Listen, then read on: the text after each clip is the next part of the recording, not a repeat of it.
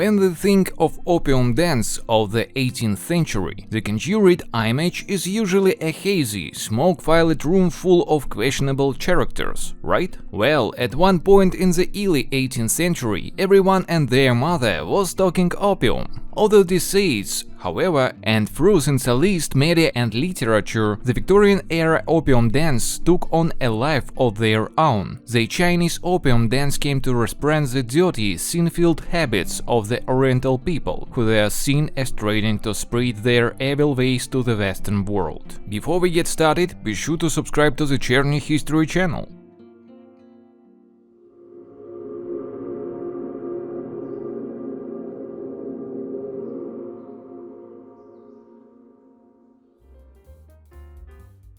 In today's world, we are using the process of how to get medication. Go to a doctor, get a prescription, get it filled by a pharmacist. But before 1850 in Great Britain, there was basically no regulation on medications, drugs or poisons. For opium especially, you could pick some up from your local barber, confectioner or wine merchant. This changed in 1851. Then Arson Act was passed. This act required what? The seller had to keep track of all sales. The seller had to know the buyer's identity. The arsenic sold had to be colored, typically with soot or indigo.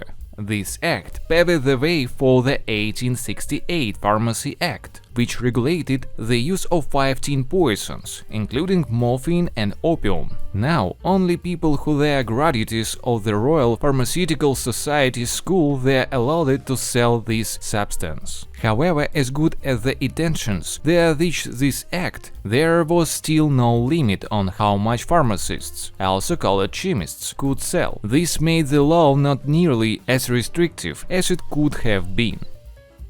The rise and popularity of opium can be attributed mainly to the Opium War between Britain and China. British merchants, they are going to China to acquire highly desired items, tea and silk, to sell back in Europe. However, while the British they are buying up all these Chinese goods, the Chinese didn't want to buy any of what Britain was selling. This made for an uneven balance what the Brits didn't care for. So they started illegally transporting Indian opium into China to sell. This opium trade proved to be highly lucrative and also created one of the worst mass addictions the world has ever seen. By 1840, there were millions of people addicted to opium in China. Attempts by the Chinese to clamp down on the opium trade led to two conflicts and the imposition of even worse treaties by the Western powers upon China.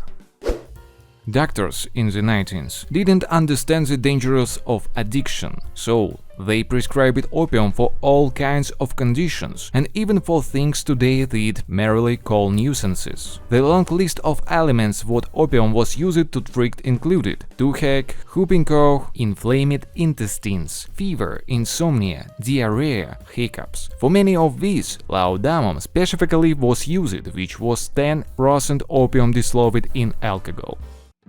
Opium wasn't reserved just for men either, it was studied as a drug what could help everyone, including women, children and even babies. Advertised as women's friends, opium was often heralded as a great treatment option for women's problems, including anything from menstruation, childbirth, hysteria, depression and fainting. And for women who had troublesome children, well hey, they could take opium too.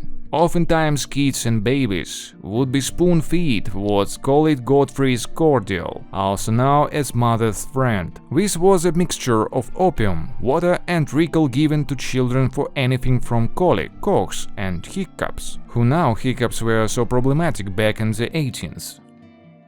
In the early 18th century, opium was fairly common. However, as the decades wore on, opium started to become associated with the lower class and crooks. This was partly due to the author Thomas de Quincey. De Quincey openly spoke about the pleasurable sensations what accompanied taking opium, which he had started taking as a student at Oxford to treat a toothache. However, de Quincey became addicted to the substance for the rest of his life, and he also detailed the awful side effect of withdrawals after he tried to stop his opium usage. In describing which withdrawal-induced nightmares, he made racist remarks regarding the Orient and had wild visions, including being studied at, hooded at, greened at, charted at, by monkeys, by paroquets, by cockatoos. The Quincy account of his opium habit influenced the way later after depisted opium usage. London was not replete with opium dens, even though you might think so by reading some of the literature from the era. In truth, there were few opium dens outside London sports, especially a slum area called Limehouse. The dens originated here because they mostly catered to the sailors and dock workers who had become addicted to opium on their travels. We saw many stories of the atrocities of opium dens swirling about the pop culture at the time. It was hard to separate fact from fiction. However, we do have some first-hand accounts of what opinion dens they actually like. Walter Besant, a novelist now for describing the social evils of London, had this to say about his visit to an opium den. Across the road in another house was an opium den. We have read accounts of a dreadful place, have we not? Greatly to my disappointment, because when one goes to an opium den for the first time, one expects a reading of the flesh at least. The place was neither dreadful nor horrible, except for the smell of the place, which was overwhelming. The musical instrument was the only horror of the opium den. As we know from our society still today, how different classes uses something often has highly different ramifications. For example, if the upper of middle class partook in taking opium, it was seen as merely a leisurely activity. If one was addicted to opium, as many there, it was viewed simply as a habit. However, the higher class didn't extend the same generous view to the lower class. Instead, they decried what the less privileged, they are missing the substance, thinking what should be shamed, and stop it. By the end of the 18th century, doctors they are becoming aware of the dangerous and addictive nature of opium, armed with a new form of pain relief, aspirin. The upper class no longer needed to go to opium to cure the ailments or hiccups. So a movement began to spread the word of the evils of opium, and part of the message was smoking opium was a uniquely oriental trait what shouldn't be replicated. This narrative was featured by negative portrayals in literature, such as the villain Dr. Fu Manchu, an oriental villain who tried to take over the West in Sax Rohmer's books.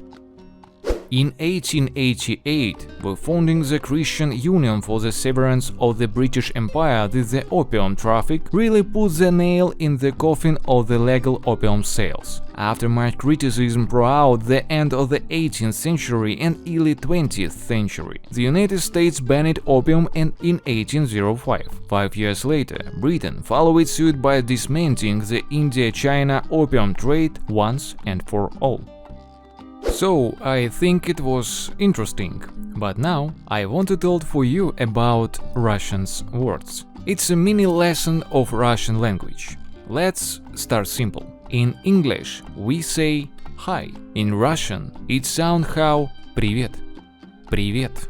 But it's a short variant. We can say hello, hi, great. If you want to say this in Russian, you can say здравствуйте, здравствуйте.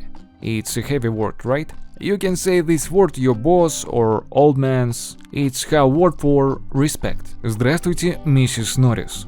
Здравствуйте, Mr. James. Hello, Mrs. Norris. Hello, Mr. James. Or we say привет, bro. Hi, bro. Привет, mom. Hi, mom. Next word is хорошо. Good. Хорошо. How are you? Хорошо. In Russian language has sound R. Рак. Рыба, Россия. It's heavy, but practice, practice and practice. Хорошо. This is the answer to not only the question how are you. If you say can you take me a piece of cake please, I can say хорошо. Can you buy a ticket for me, I say хорошо. If you want to hear all the words, write about it in the comments. Thank you for watching. Bye.